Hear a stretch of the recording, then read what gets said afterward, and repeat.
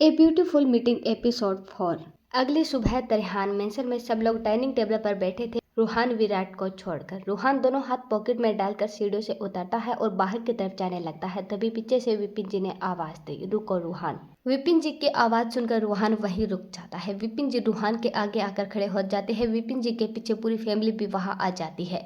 विपिन जी ने रूहान को ऊपर से लेकर नीचे तक देखते हुए कहा, कहीं भागने की फिराक में हो? वोट दादू, आप क्या बोल रही हैं? रूहान को आता है अपनी प्रॉब्लम से लड़ना, मैं भागने वालों में से नहीं हूँ, रूहान ने कहा। रूहान की बात सुनकर विपिन जी हंसने लगते हैं। फिर विपिन जी नॉर्मल होकर रूहान के कंधे पर हाथ रखते हुए बोले, तो तू शादी के लिए तैयार है? नो दादू, मुझे उस लड़के से शादी नहीं करनी, रूहान ने विपिन जी का हाथ खुद से दूर करते हुए कहा।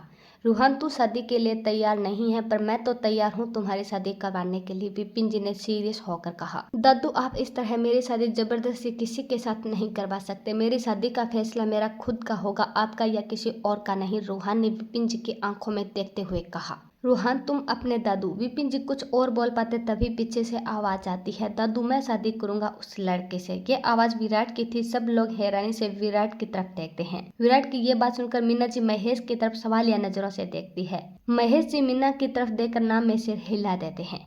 मीना जी मन में सोचती है, अगर विराट ने महेश जी के कहने पर शादी का फैसला नहीं दिया तो किसके कहने पर, या फिर वो रूहान को बचाने के लिए? ये सोचकर मीना के चेहरे पर तिरछी शर्माइल आ जाती है। वो फिर सोचती है, चलो रूहान का प्यार कहीं तो काम आया। इस वक्त विराट के मन में क्या चल रहा था किसी को नहीं पता था। विराट विपिन जी के पास आता है। विपिन जी का हाथ अपने हाथ में रखकर बोला, दादू अगर रूहान भाई उस लड़की से शादी नहीं करना चाहते हैं तो कोई बात नहीं, मैं करूंगा रघुवंश दादू की पोती से शादी। दादू आपको कुछ भी कहने की जरूरत नहीं है, मुझे पता है इस वक्त आपके मन में बहुत सारे सवाल होंगे और सबके सवालों का बस एक ही जवाब है कि मुझे इस शादी के लिए किसी ने भी फोर्स नहीं किया, ये मेरा खुद का फैसला है। आई होप कि अब आप मुझसे कोई सवाल नहीं करेंगे। इतना कहकर विराट बाहर निकल जाता है। पूरी फैमिली बस विराट की तरफ देखे जा रही थी। नीतू जी विपिन जी के पास आती है और बोलती है, विपिन जी विराट का ये फैसला। जिससे पहले कि नीतू जी आगे कुछ बोल पाती, विपिन जी बीच में ही बोलते हैं, मुझे विराट का फैसला मंजूर है।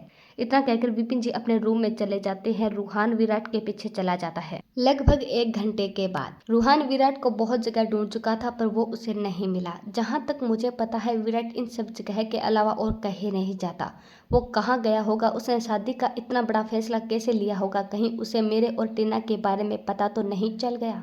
नहीं नहीं, ऐसा नहीं हो सकता। अगर उसे पता चल जाता तो वो मेरे पास आता, मुझ पर थोड़ा बहुत गुस्सा करता। विराट बहुत बोला है, उसके सारे फैसले मैं लेता हूँ, फिर इतना बड़ा शादी का फैसला उसने मुझे बिना बताए कैसे ले लिया? रूहान मन ही मन सोचता है। फिर रूहान एक गहरी सांस लेता है और फिर खुद से ही बोलता है, विराट मैंने तुम्हें इसीलिए तो इतना ज्यादा प्यार दिया था कि तेरी हर चीज मैं ले सकूं। तूने अपने भाई को खुश करने के लिए उसकी मुसीबत खुद के सर पर ले ली। वाओ विराट मेरे भाई। और फिर वो राक्षस की तरह जोर जोर से हंसने लगता है। रूहान इस बात से अनजान है कि विराट पहले जैसा नहीं रहा। जिस विराट को तू जानता था वो अब मर चुका है। रूहान चल बेटा, अच्छा भाई बन। और अहिर को फोन लगा, अब वो वहीं मिलेगा। रूहान ने अहिर को फोन लगाया। अहिर ने फोन उठाया और बोला, hello Ruhan, how are you? मैं ठीक हूँ, तू बता विराट तेरे पास है? रूहान ने पूछा।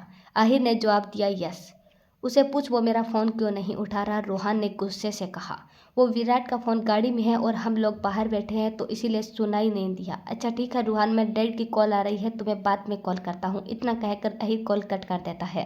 अहिर रूहान से झूठ बोल रहा था कि उसके डैड का कॉल आ रहा है। कॉल कट करने के बाद अहिर विराट से बोला, विराट अब बताएगा शादी क्यों कर रहा है? तू तो टीना से प्यार करता है ना?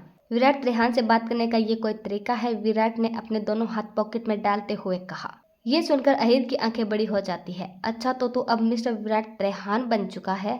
तो मिस्टर विराट त्रेहान, अहिर के एक सवाल का जवाब दो, क्या तुम्हारी अक्ल घास चढ़ने गई है जो तू उस लड़की से शादी कर रहा है? अहिर ने थोड़ा गुस्से से कहा, फिर शांत होकर बोला, देख विराट, मैं खुश हूँ कि तू टीना नाम की बीमारी से मुक्त हो गया है, लेकिन उस लड़की से शादी करने का फैसला ठीक नहीं है। विराट अहिर के बात सुनकर उसके पास आकर बोला, हो गया तेरा, चल अब कॉफी पीते हैं। और एक बात, विराट त्रेहान अपने फैसले नहीं बदलता, समझा? और ये शब्द बोलते समय विराट की आंखों में गुस्सा साफ नजर आ रहा था। विराट को देखकर अहिर को बिल्कुल समझ नहीं आ रहा था कि उसे क्या हो गया है। वो ऐसा तो नहीं था, पर इस समय विराट की बात मान लेना ही अहिर के लिए ठीक था। इसीलिए अहिर विराट के पीछे चल जाता है। लगभग शाम के 4 बजे विपिन जी की गाड़ी मंदिर के आगे रुकती है, जहाँ पर नीतू जी पहले से ही इंतजार कर रही थी।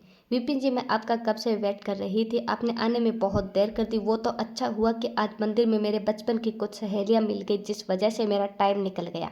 आप तो मुझे भूल ही गए थे। नीतू जी पूजा का सामान गाड़ी में रखते हुए नाराजगी से कहती है। विपिन जी ने कुछ नहीं कहा, वो बस मुस्कुराए जा रहे थे। विपिन जी गाड़ी स्टार्ट करते हैं और वो दोनों वहां से निकल जाते हैं। रास्ते में विपिन जी को इस तरह मुस्कुराता देख नीतू जी मुस्कुराते हुए बोली, क्या बात है, आज तो आप बहुत ज्यादा खुश लग रही हैं। आपको देखकर तो ऐसा लग रहा है जैसे जिंदगी की सबसे बड़ी खुशी हासिल कर ली हो। विपिन जी नीतू की तरफ देखते हुए बोले, नीतू सच में आज मुझे वो मिल गया जिसको लेकर मैं इतने सालों से चिंतित था। आज मैंने सबसे बड़ी परेशानी दूर होगी। विपिन जी की बात सुनकर नीतू जी असमंजस भाव से बोली, ऐसा क्या मिल गया आपको कि उसने आपकी सबसे बड़ी परेशानी दूर कर दी। विपिन जी नीतू जी की तरफ देखकर कुछ बोलना चाहते थे, तभी उनकी गाड़ी अनियंत्रित हो जाती है और उनका बहुत बड़ा एक्सीडेंट हो जाता है। लगभग 1 मंथ बाद एक आदमी भागकर आता है और एक औरत से बोला, मैम रास्ता बिल्कुल साफ है, पुलिस भी जा चुकी है। आज से अच्छा मौका नहीं मिलेगा इन लड़कियों को मुंबई से बाहर भेजने का। नजर इस समय मुंबई के जंगलों में एक पुरानी हवेली में बंद थी और वहीं पर उसके चाचा चाचू ने उसे बेचा था। जब उन लोगों की बातें नजरों के जब उन लोगों की बातें नजर के कानों में पड़ती है, तब उसे पता चलता है कि वो मुंबई में है। कुछ देर बाद वो और सभी लड़कियों को एक ट्रक में बंद कर देती है और वो ट्रक वहां से चल पड़ता है। वहीं दूसरी तरफ त्रेहान में विपिन जी और नीतू जी की आत्मा की शांति के लिए पूजा रखवाई गई थी, क्योंकि उस एक्सीडेंट में नीतू जी और विपिन जी की डेथ हो चुकी थी। पंडित जी ने कहा, ये जो सामान है आप गरीबों में दान कर दीजिएगा। पंडित जी ने वहां रखे सामान की तरफ इशारा करते हुए कहा। जी पंडित जी, महेश जी ने कहा। रूहान, तुम पंडित जी को बाहर तक छोड़ाओ और किसी को बोल दो कि वो उन्हें घर तक छोड़ाए। अर्जुन जी ने रूहान की तरफ देखते हुए कहा। ओके चाचू, रूहान खड़ा होते हुए बोला और पंडित जी को बाहर ले चलता है। अर्जुन जी विराट के पास आए, जो बिल्कुल शांत और नीचे सर करके खड़ा था। सबने सफेद कपड़े पहन रखे थे। अर्जुन जी ने विराट के कंधे पर हाथ रखते हुए कहा, विराट तुम ठीक हो। जी चाचू, मैं बिल्कुल ठीक हूँ, विराट ने फीकी स्माइल करते हुए कहा। विराट, डैड और मॉम तो चले गए और तुम्हारे ऊपर इतनी बड़ी जिम्मेदारी सौंप कर चले गए। त्रेहन इंडस्ट्री का सीईओ बनाकर चले गए। शायद डैड को तुम्हारे अंदर वो दिखा जो शायद हमारे अंदर नहीं था। फिर वो थोड़ा पीछे हटकर गहरी सांस लेकर बोले, कुछ कर गुजरने का जज्बा। विराट बिना कुछ कहे अपने रूम में चला जाता है और थोड़ी देर के बाद वो चेंज करके त्रेहान मेंशन से भी बाहर चला जाता है। वहीं पूरी फैमिली विराट के इस बिहेव से परेशान हो चुकी थी, लेकिन वो ज्यादा नहीं सोचते, क्योंकि उन्हें लगता है जैसे विराट अपने दादू और दादी के खोने का सदमा लगा है। महेश जी अपने रूम में बैठे थे, दोनों हाथ अपने सर पर रखकर। पास में मीना खड़ी थी। विराट को सीईओ बना देने पर मीना तो जैसे पागल हो चुकी थी। अगर उसका बस चलता तो वो उसी वक्त महेश जी को अपने गुस्से में जला देती, लेकिन महेश जी के अभी अभी मॉम डैड गुजरे थे, ये सोचकर मीना चुप थी। वहीं दूसरी तरफ रूहान को भी विपिन जी का यह फैसला बर्दाश्त नहीं हो रहा था। उसे लगता था कि दादू अपनी कंपनी का सीईओ उसे ही बनाएंगे। वो बस यही सोचते सोचते गाड़ी लेकर बाहर निकल जाता है। वहीं दूसरी तरफ उस औरत ने सारी लड़कियों को एक ट्रक में बंद कर देती है और वो ट्रक वहां से चल पड़ता है। ट्रक चलते समय सब लड़कियां एक दूसरे की तरफ देखने लगती है। उनको नशीली दवाइयां तो दी गई थी, मगर वो अभी भी थोड़ी थोड़ी होश में थी। कुछ दूर चलने के बाद नजर को अपने दादू की कही एक बात याद आती है। उसके चाचू उसको काम ना करने पर मारती है तो उसके दादू उसे समझाते हुए कहते हैं कि नजर बेटा, जब तक तुम खुद अपने लिए नहीं लड़ोगी तब तक ये लोग तुम्हारे साथ ऐसा ही करेंगे। तेरा ये बूढ़ा दादू कब तक तेरा सहारा बनेगा, इसीलिए तुम्हें खुद ही अपने परेशानी से लड़ना होगा। नजर को ये बात याद आती है तो उसमें एक अलग ही हिम्मत आ जाती है। वो सब लड़कियों से बोली, देखो इस तरह चुपचाप रहने से कुछ नहीं होगा। ट्रक में सिर्फ एक आदमी है और हम इतनी सारी लड़की, हमें हिम्मत करनी होगी, हमें खुद को बचाना होगा। नजर की बातें सुनकर सब लड़कियों को एक अलग ही हिम्मत मिलती है और वह सब मिलकर प्लान बनाती है।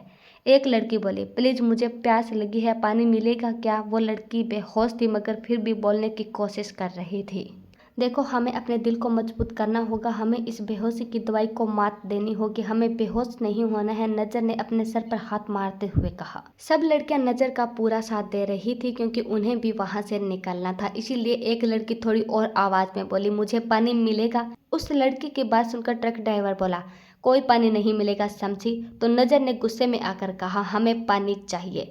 इतनी तेज आवाज सुनकर ट्रक ड्राइवर शॉक्ड हो गया था। उसे यकीन नहीं हो रहा था कि बेहोशी की दवाई को कोई मात कैसे दे सकता है। वो ट्रक रोककर जल्दी से पीछे आता है और यही सब वो लड़कियां चाह रही थी। जैसे ही वो आदमी पानी लेकर अंदर घुसा, सब लड़कियों ने एक साथ हमला कर दिया। बेड़ियों से मार मारकर उस आदमी को बुरी तरह घायल कर दिया। नजर जल्दी से नीचे उतरकर एक पत्थर से अपनी बेड़ियां खोलती है और बाकी लड़कियों को वहां से भागने में मदद करती जाती है। थोड़ी देर बाद वहाँ एक गाड़ी आती है जिसमें वही औरत बैठी थी। ट्रक ड्राइवर को इस तरह देखकर, उन सारी लड़कियों को वहाँ ना देखकर उस औरत के होश उड़ जाते हैं। वो हक्की बक्की सी रह जाती है। वो जल्दी से गाड़ी से उतरकर उस आदमी के पास जाती है और उस आदमी के चेहरे पर पानी डालकर उसे होश में लाती है। उस आदमी के होश में आते ही उस औरत ने उस आदमी की कॉलर पकड़कर जोरदार थप्पड़ जड़ दिया और गुस्से से आकर बोली, लड़कियां कहाँ हैं? वो आदमी लड़खड़ाती हुई आवाज में बोला, मैम लड़कियां भाग गई। उससे पहले कि वो औरत कुछ बोल पाती तभी पीछे से आवाज आती है, तुम्हारा खेल खत्म हुआ माया।